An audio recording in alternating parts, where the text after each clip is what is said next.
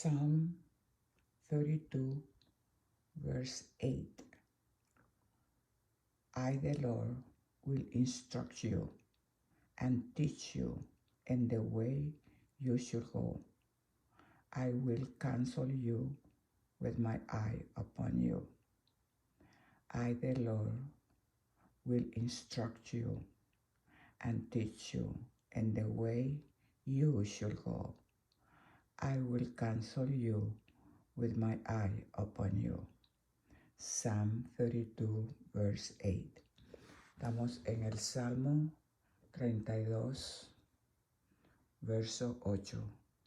Te haré entender y te enseñaré el camino en que debes andar.